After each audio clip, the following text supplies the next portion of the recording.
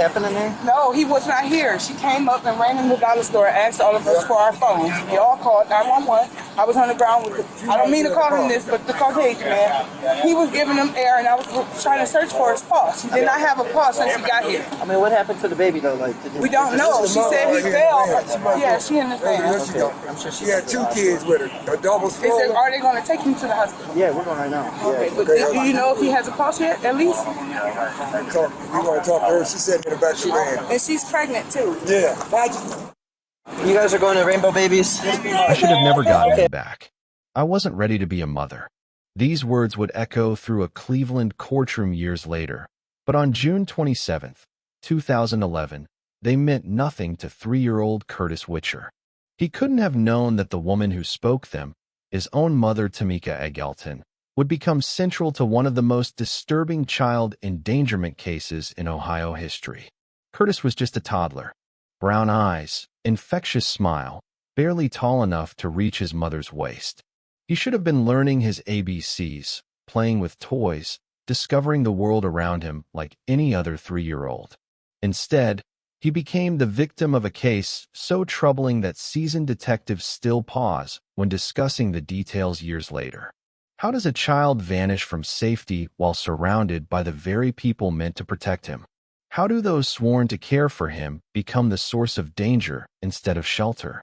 This is the investigation into what happened to Curtis Witcher, a case where every answer led to darker questions, where the truth concealed behind closed doors proved far worse than investigators initially suspected.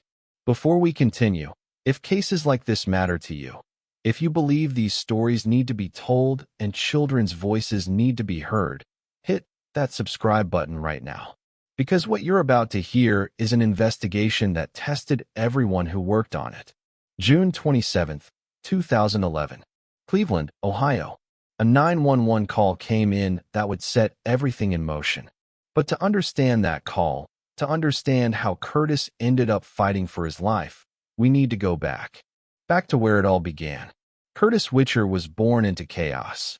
His mother, Tamika Egelton, was young, unprepared, and by her own later admission, not ready for the responsibility that comes with raising a child.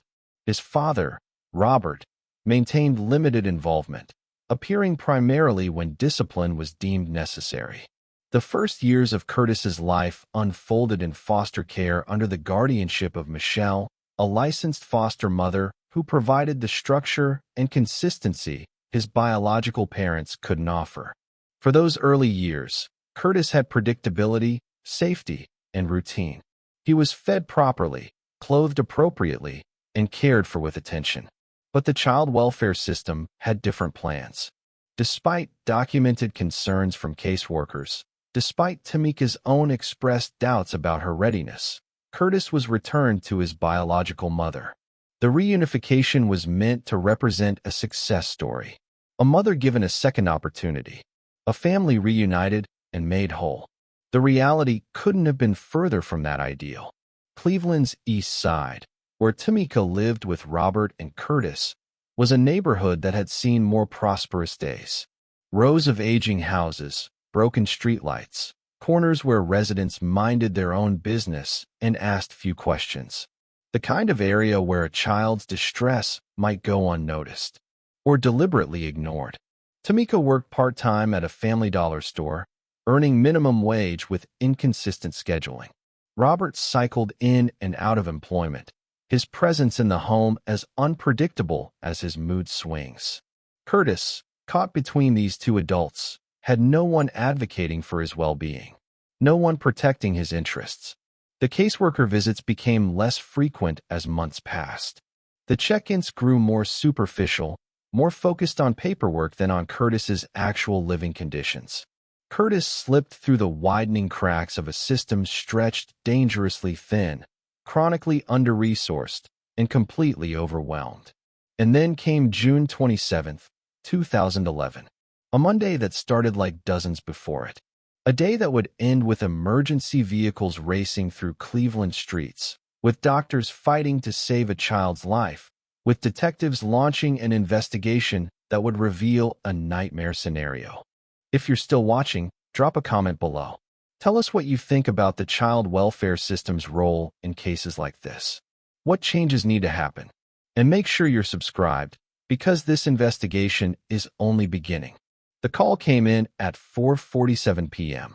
A child, unresponsive, not breathing. The address, a modest home on Cleveland's east side. Paramedics arrived within 6 minutes. What they encountered sent experienced first responders into immediate action. Curtis Witcher lay motionless on a couch. 3 years old. His condition was critical, and his small body showed visible signs of serious medical distress. The paramedics didn't waste seconds with questions. They initiated life-saving measures immediately and raced toward Rainbow Babies and Children's Hospital. In the ambulance, every moment counted. Curtis wasn't breathing independently. His vitals were dropping rapidly. The paramedics worked with practiced urgency, but the expressions on their faces told a grim story. They'd responded to enough pediatric emergencies to recognize the signs. At the residence, police officers were already conducting preliminary interviews with Tamika and Robert. The account they provided raised immediate red flags. Tamika stated Curtis had been acting normally that morning, playing, eating breakfast, watching television. Then, around midday, he'd complained of stomach discomfort. She'd given him water, placed him on the couch to rest. Robert's version differed significantly. He claimed Curtis had been exhibiting unusual behavior for several days. Lethargic, refusing food, unsteady when walking. But they hadn't sought medical attention. No doctor appointments. No calls to ask for guidance. The responding officer felt his instincts trigger.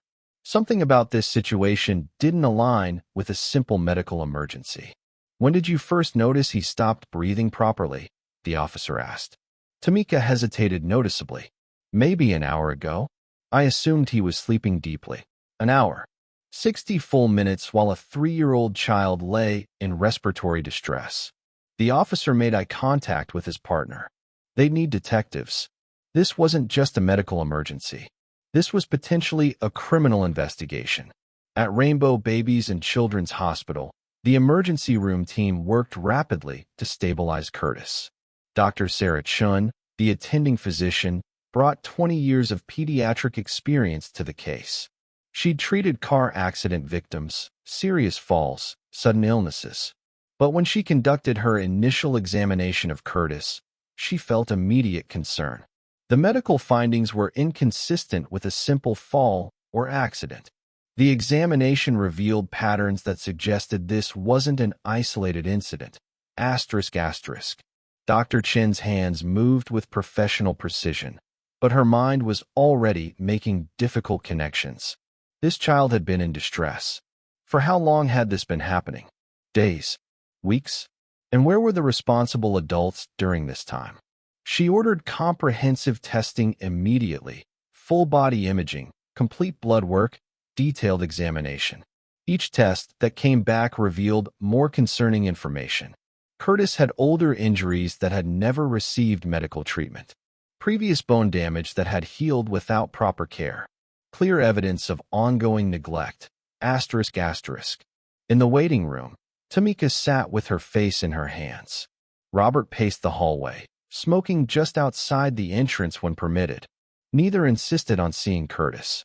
Neither pressed the medical staff for constant updates. Detective Marcus Williams arrived at the hospital at 6:15 p.m. A 20-year veteran of Cleveland PD's Crimes Against Children unit, Williams had worked hundreds of cases involving endangered minors. But something about this situation felt different from the start. Felt more serious. He approached Tamika first, introducing himself professionally. "Ma'am, I need to ask you detailed questions about Curtis and what happened today." Tamika looked up, her eyes reddened, but without visible tears. "Is he going to survive this?" "The medical team is doing everything within their capability," Williams responded carefully. "But I need you to walk me through today's events. Every detail, no matter how small. Starting from the moment Curtis woke up." The account Tamika provided was frustratingly vague, filled with contradictions and unexplained gaps in the timeline. Curtis woke up around 8 a.m. She fed him cereal. He played in the living room alone. Around noon, he mentioned his stomach hurting. She had him lie down. She checked on him occasionally. Around 3:30 p.m., she noticed his breathing seemed wrong. She waited another full hour before calling 911. Why the delay in calling for help? Williams asked, his pen poised over his notepad. I thought he was just in a deep sleep. I didn't want to panic over nothing. Williams had heard countless explanations during his career. This one failed to make logical sense. He shifted his attention to Robert. The story morphed again under questioning. Robert claimed he'd been at a friend's residence most of the day. He'd returned home around 3 p.m., saw Curtis sleeping on the couch, thought nothing seemed unusual. When Tamika became alarmed, he'd assisted with calling 911. Did you observe anything concerning about Curtis's condition this morning? Williams pressed. Robert shrugged with apparent indifference. Kid's been acting off all week. Not eating regular. Sleeping more than usual. And it didn't occur to either of you to seek medical evaluation? Another shrug. Kids get sick. It happens. Williams closed his notebook. He'd gathered sufficient information for now. These weren't concerned parents showing normal distress. They were witnesses, quite possibly suspects. Back in the emergency treatment area, Curtis remained in critical condition.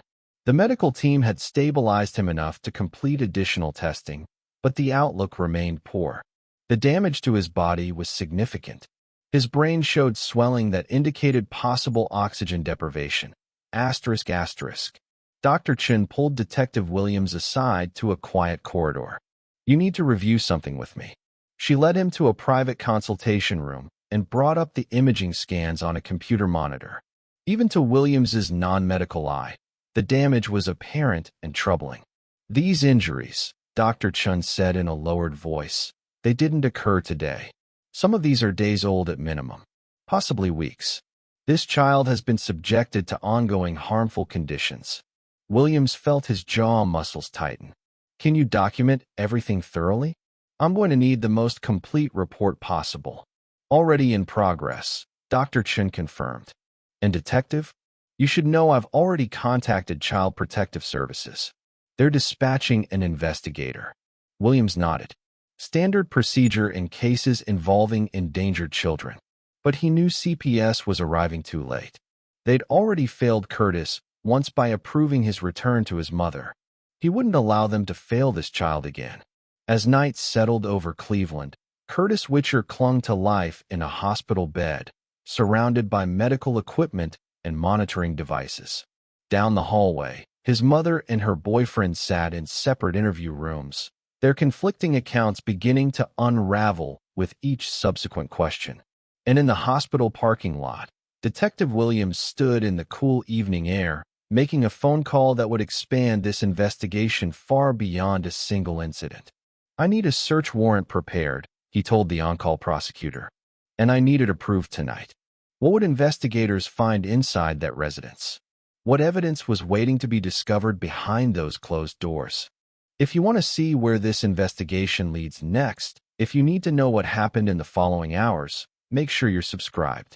Hit that notification bell, because what detectives discovered during that search will challenge everything you think you know about this case.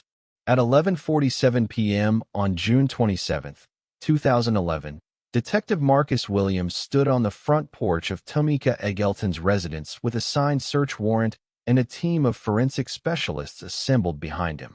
The warrant was thorough and comprehensive. They could examine every room, collect any potential evidence, photograph all relevant areas. Williams had reviewed enough details to know they'd need complete documentation. The front door opened with a slow creak.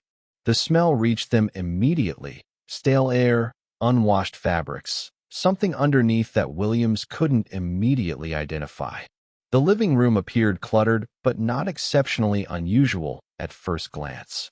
A couch with damaged cushions, a television playing to an empty room, toys scattered across the worn carpet.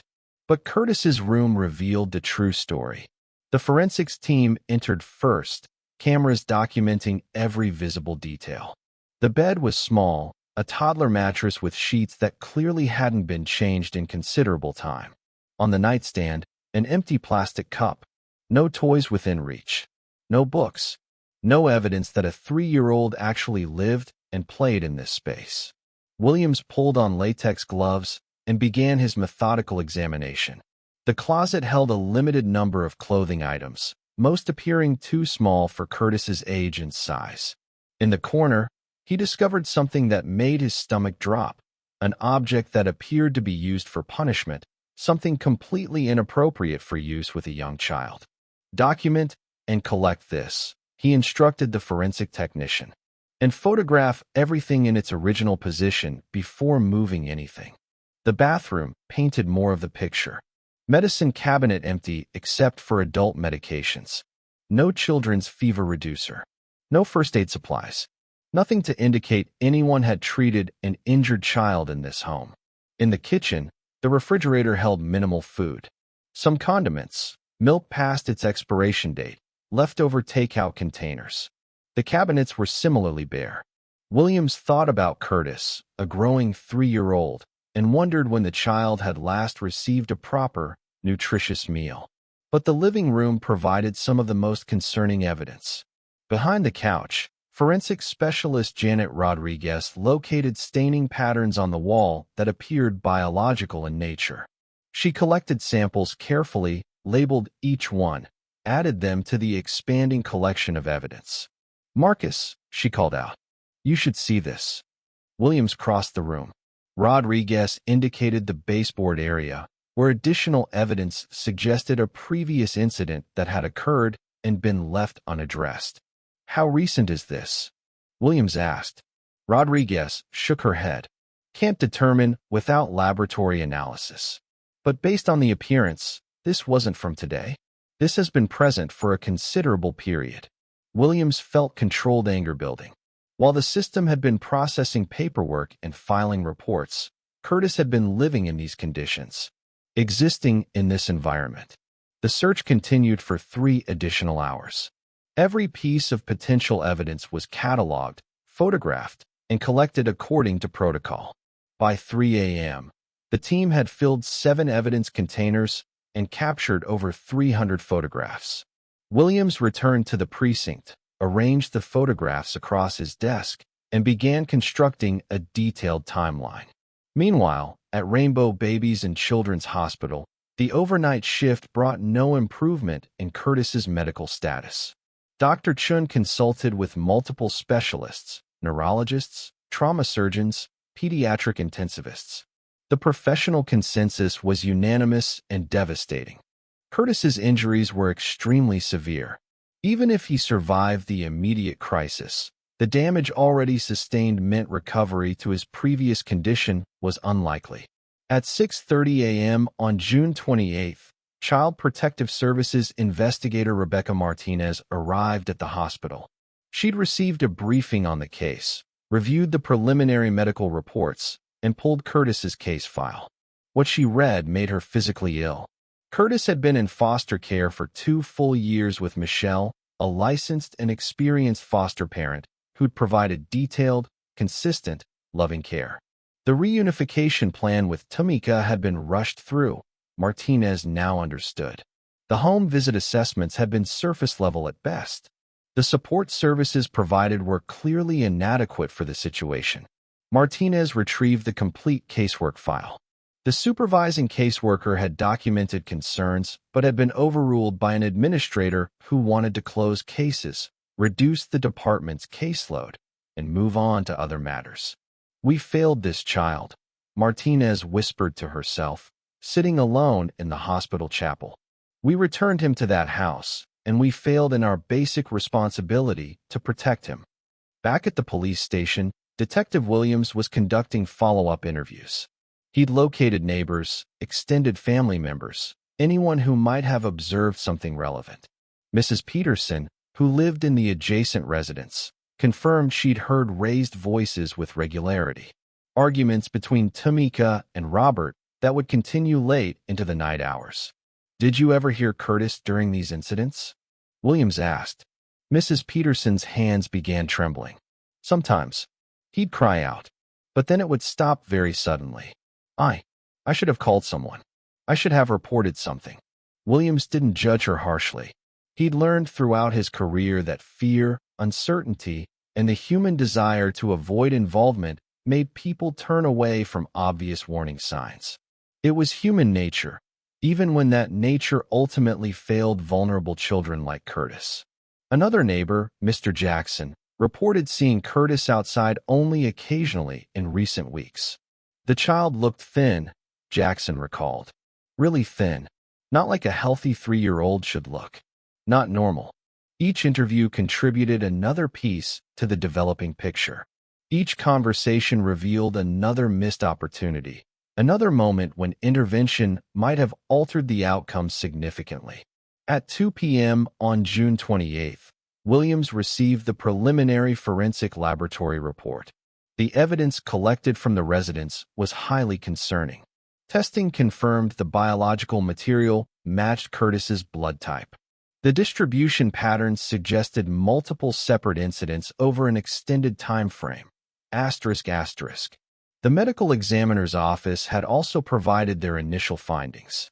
Curtis's injuries included previous bone fractures that had never received any medical treatment, clear evidence of malnutrition, and acute recent trauma consistent with the day of his hospitalization. Williams leaned back in his chair, rubbed his exhausted eyes, and made the necessary decision. "Bring them both in for arrest," he told his partner, Detective Lisa Morrison.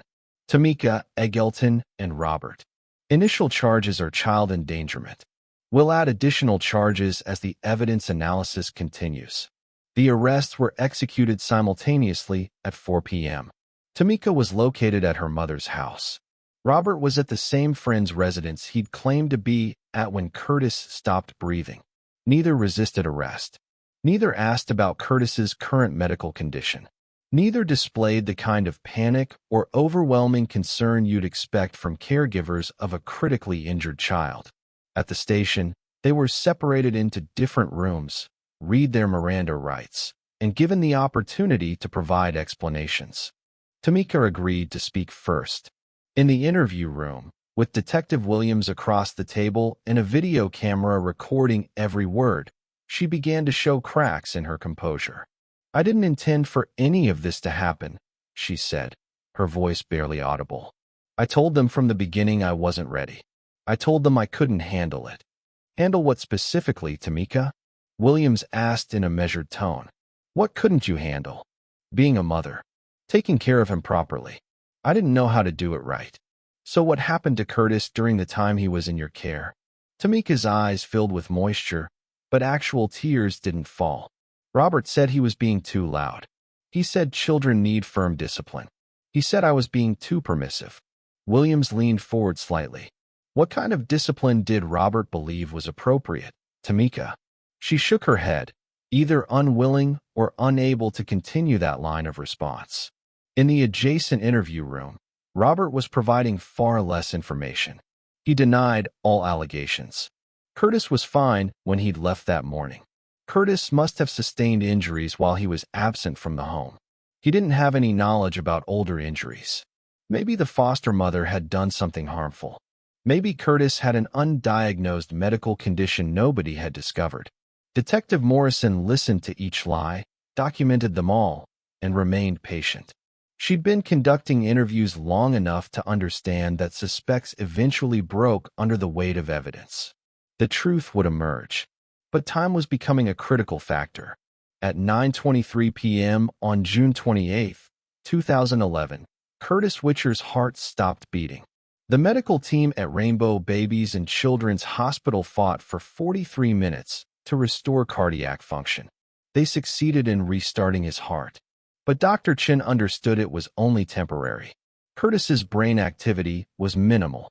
The machines were maintaining his body's basic functions. But the little boy who had loved cartoons and should have been learning to ride a tricycle was already beyond recovery. ***. When Detective Williams received the call from the hospital, he sat alone in his vehicle in the precinct parking lot and allowed himself to feel the complete weight of what had happened. Another child lost to the system's failures. Another case that would remain with him permanently. But he was absolutely determined that Tamika and Robert would face full accountability. This investigation was far from concluded. In fact, the most revealing phase was just beginning. Because what had occurred inside that house, the complete extent of Curtis's suffering, the detailed timeline of events leading to his catastrophic injuries, all of that was about to come into sharp, horrifying focus. If you're invested in seeing justice achieved for Curtis, if you believe his story deserves to be heard and remembered, subscribe right now. Hit that like button, because the evidence we're about to present will leave you completely speechless. Detective Williams understood that the interviews alone weren't sufficient. Tamika and Robert's conflicting statements created a framework, but he needed evidence that couldn't be explained away, couldn't be rationalized with clever explanations, couldn't be denied in court. He needed video documentation. On June 29th, Detective Morrison began the labor-intensive process of collecting surveillance footage from every business, traffic camera, and private security system within a 2-mile radius of Tamika's residence. The Family Dollar where Tamika worked was the first location. The manager, a woman named Patricia Holloway, had already heard about Curtis through the Neighborhood Information Network. The news had spread rapidly through the community. Tamika was scheduled to work the morning shift on the 27th, Patricia said, accessing the employee scheduling records. But she called in sick around 7:30 a.m., said her son wasn't feeling well and she needed to stay home. Morrison felt a chill run through her. If Tamika had called in sick specifically to remain home with Curtis, what had transpired during those unaccounted for hours? The surveillance footage from Family Dollar didn't capture the interior of Tamika's home, but it provided something equally valuable, a verifiable timeline. The system timestamped every vehicle entry and exit from the parking lot.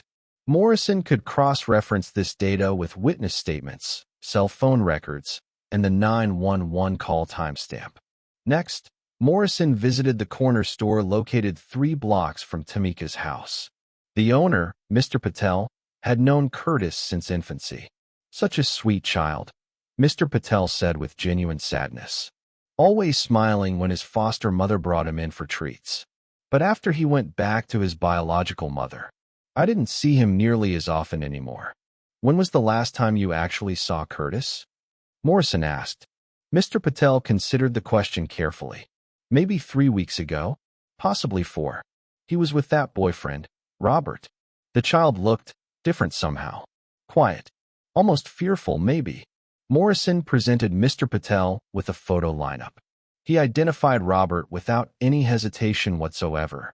Did you see them on June 27th specifically? Morrison asked. Mr. Patel shook his head definitively. No, that was a Monday. We're typically busy on Mondays, but I would have remembered seeing them.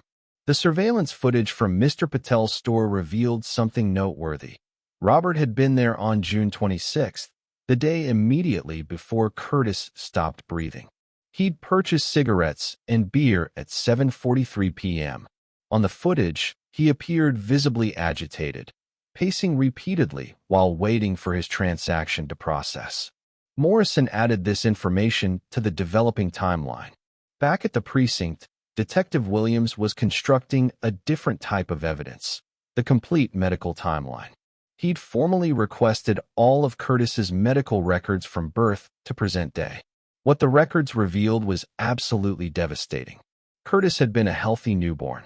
Regular pediatric checkups for the first 8 months showed completely normal development, appropriate weight gain, no medical concerns. Then the medical visits stopped entirely. For 14 consecutive months, there were 0 medical records. When Curtis entered foster care at 22 months old, Michelle had immediately scheduled a comprehensive checkup. The pediatrician documented that Curtis was significantly underweight, showed signs of previous untreated minor injuries, but was otherwise responsive and capable of catching up developmentally with proper care.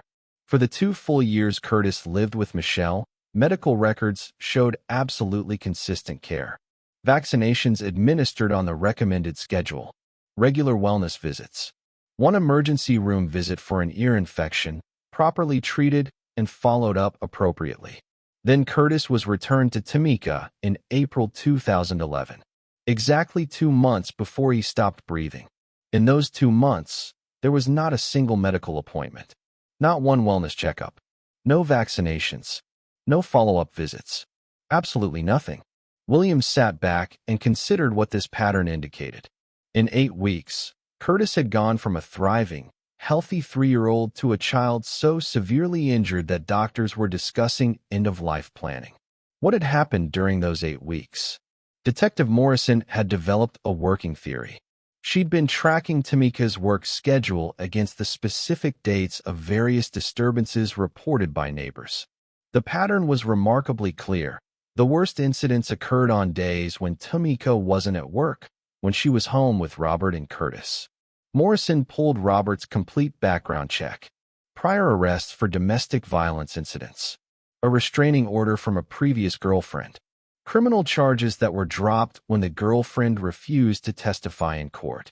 He's done this before to other people, Morrison told Williams. And Tamika brought him into that house with her vulnerable child. Williams nodded with grim understanding. We need to locate that ex-girlfriend. If he harmed her, she might be willing to talk now that another victim is involved. The ex-girlfriend's name was Keisha Williams, no relation to the detective. Morrison tracked her down to an apartment in Akron, approximately 40 minutes away. Keisha was reluctant initially. She'd moved forward with her life, she explained.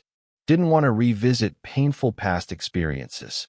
But when Morrison explained about Curtis, about the 3-year-old boy fighting for his life in a hospital, Keisha's resistance dissolved. Robert has a serious anger problem, Keisha said quietly. When things don't go according to his expectations, when he's stressed or drinking, he becomes aggressive. He put me in the hospital twice. I reported it to the police, but I was too frightened to follow through with prosecution. ***. Did he ever harm children that you're aware of? Morrison asked carefully. Keisha hesitated before responding. I don't have children myself, but I remember his sister had a young son. Robert was babysitting one time, and the child came back with visible bruising. The sister confronted him about it, and Robert claimed the boy had fallen down. She believed his explanation, or maybe she just wanted to believe him. Morrison took extensive notes. This established a clear pattern of behavior. Robert had a documented history of harming those physically smaller and weaker than himself. The evidence continued mounting. Meanwhile, at Rainbow Babies and Children's Hospital, Curtis's medical condition continued deteriorating. On June 30th, Dr. Chun requested a family conference. Tamika's mother, Curtis's grandmother, attended the meeting. Tamika remained in jail and couldn't be present. Robert's family members didn't appear. I need to be completely honest about the situation, Dr. Chun said to the grandmother. Curtis's brain activity is extremely minimal. The injuries he sustained have caused damage that cannot be reversed. We're maintaining his stability with life support equipment, but his prognosis is very poor. ***. The grandmother, a woman named Dorothy, broke down emotionally. Can I see him? Dr. Chin nodded and escorted her to Curtis's room. Dorothy stood beside the bed, looking at her grandson, connected to machines that beeped and hissed rhythmically, keeping his small body functioning when it could no longer sustain itself. I should have fought harder, Dorothy whispered. When they returned him to Tamika, I told them she wasn't ready for this responsibility. But nobody listened to my concerns. Dr. Chin placed a gentle hand on Dorothy's shoulder. There were no words that could improve this situation. Back at the police station, Detective Williams received a call from the forensics laboratory. The complete results were available from the evidence collected at the residence. The biological material found in the living room matched Curtis.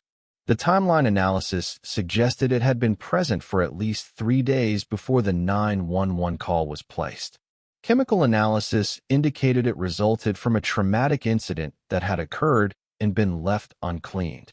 The object found in Curtis's room tested positive for Curtis's DNA, confirming it had been used on him. Williams felt physically ill. Every single piece of evidence painted the identical picture.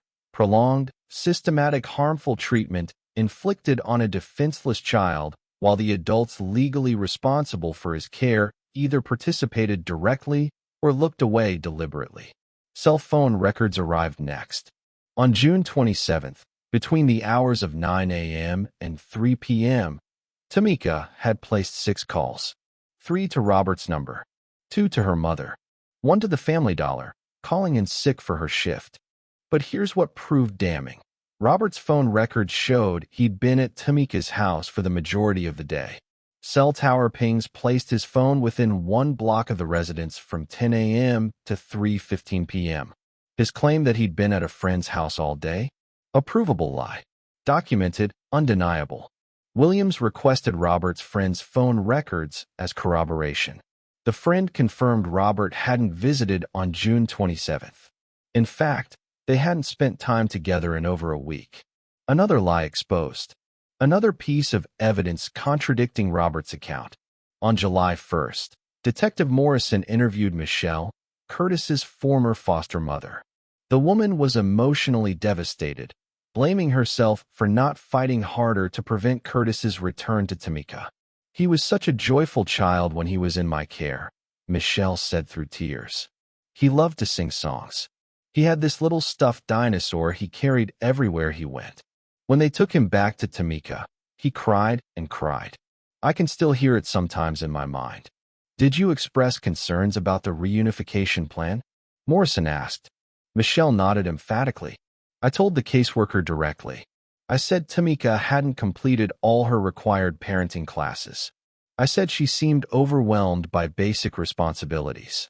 But they said she'd made sufficient progress, and it was department policy to return children to biological parents whenever possible."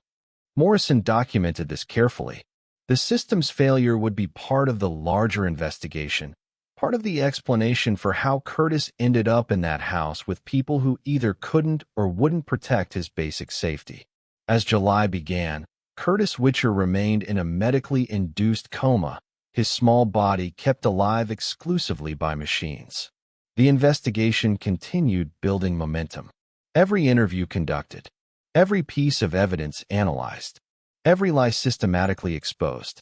Detective Williams and Detective Morrison had constructed a case that was absolutely airtight. But they needed one final element. They needed a confession that explained what had actually happened. And on July 2nd, 2011, sitting in an interview room with her court-appointed public defender, facing the overwhelming weight of irrefutable evidence, Tamika Eggleton was finally ready to tell the complete truth. What she revealed would confirm every investigator's worst suspicions about what had transpired behind closed doors in that Cleveland residence. Don't go anywhere.